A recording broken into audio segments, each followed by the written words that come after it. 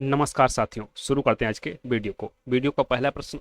जब रक्त में ऑक्सीजन की सांद्रता में कमी आती है तो श्वास गति कम हो जाती है, बढ़ जाती है, परिवर्तित नहीं होती, पहले घटती है फिर बढ़ती है। जब रक्त में ऑक्सीजन की सांद्रता में कमी हो जाती है तो श्वसन गति जो है वह बढ़ जाती है।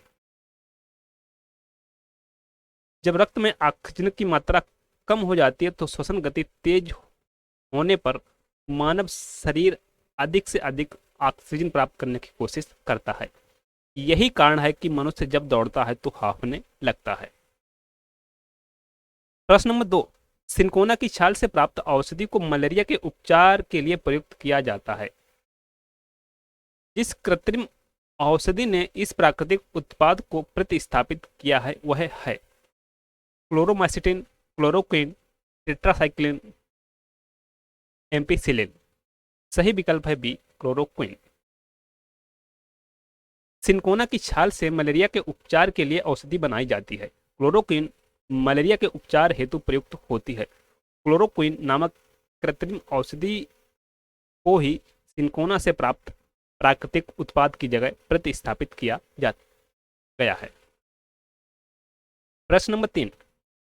वृक्ष की आयु वर्षों में निर्धारित की जाती है। इसके भार द्वारा, इसकी ऊंचाई द्वारा, इसमें वार्षिक बलियों की संख्या के आधार पर, इसकी जड़ों की लंबाई द्वारा।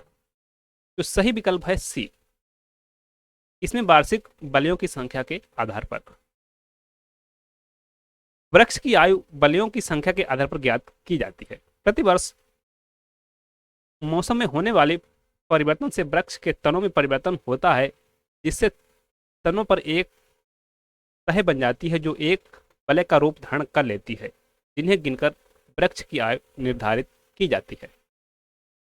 प्रश्न नंबर 4।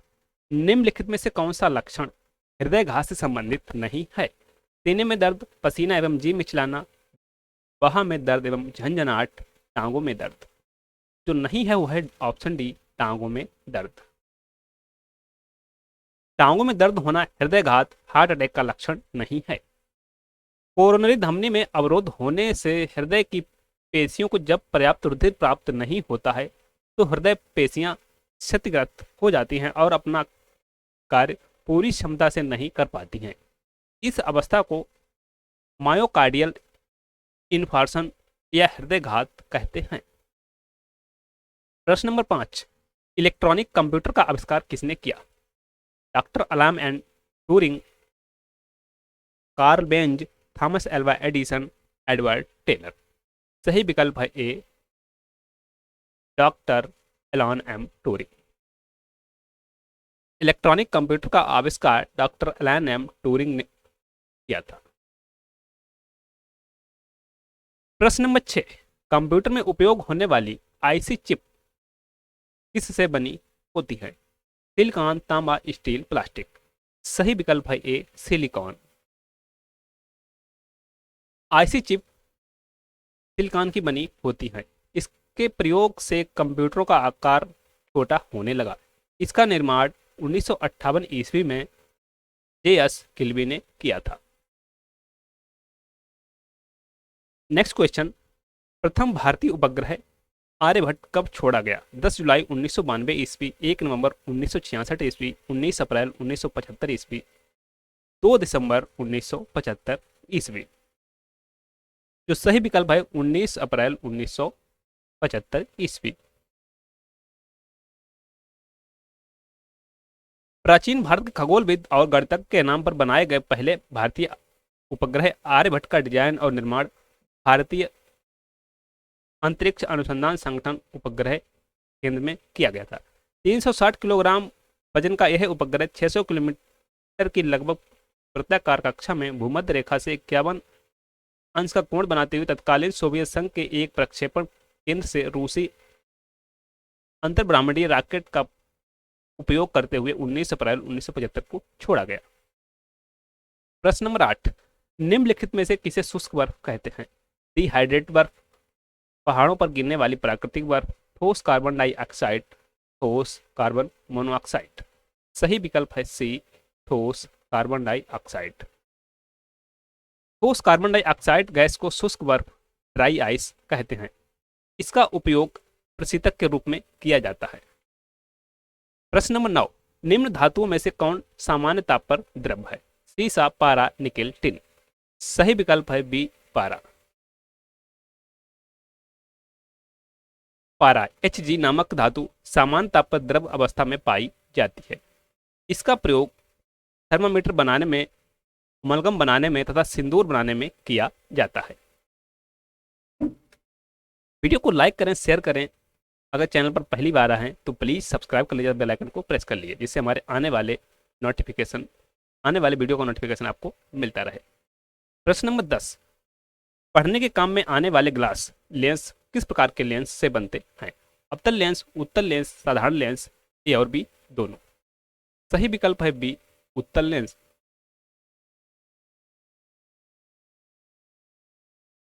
पढ़ने के काम में आने वाले शीशों में उत्तल लेंस का प्रयोग होता है। उत्तल लेंस बीच में मोटा और किनारों पर पतला होता है। यह लेंस अनंत से आने वाली किरणों को सिकोड़ता है, इसलिए उत्तल लेंस को अभिसारी लेंस भी कहते हैं। उत्तल लेंस में फोकस वास्तविक होता है। नेक्स्ट क्वेश्चन, ठोस कपूर से कपूर वाष्प बनाने की प्रक्रिया को कहते हैं? वाष्पीकरण, हिमीकरण, पिघलना, ऊर्ध्वपातन, सब्लिमेशन।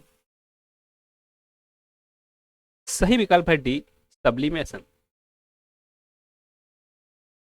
ऊर्ध्वपातन, सब्लिमेशन वह प्रक्रिया है जिसमें कोई ठोस पदार्थ बगैर अवस्था में परिवर्तित हुए सीधे वाष्प अवस्था में परिवर्तित हो जाता है, जैसे कपूर। प्रश्न नंबर 12, डॉक्टरों द्वारा एनेस्थीसिया के रूप में प्रयोग होने वाली हास्य गैस है? Nitrogen, nitrogen oxide, nitrous oxide, nitrogen dioxide.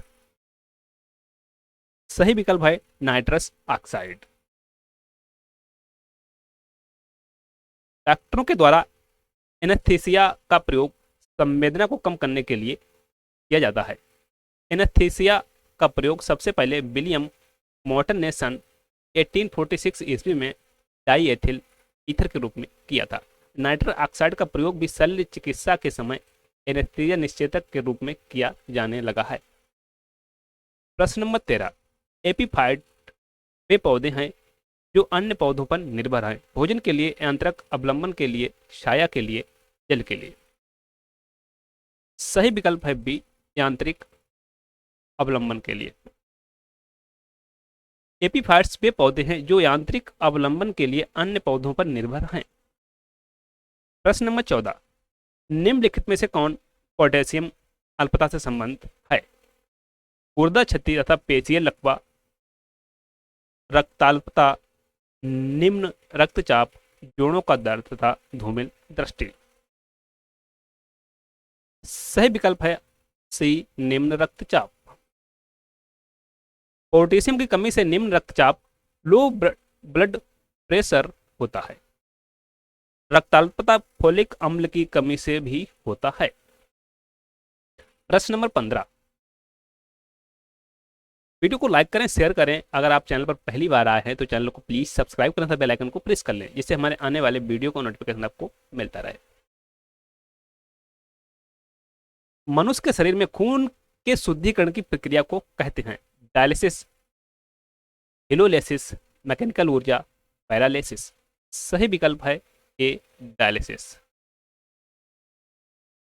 Dialysis वह प्रक्रिया है जिसके अंतर्गत शरीर से खराब खून निकालकर उसकी जगह शुद्ध खून चढ़ाया जाता है।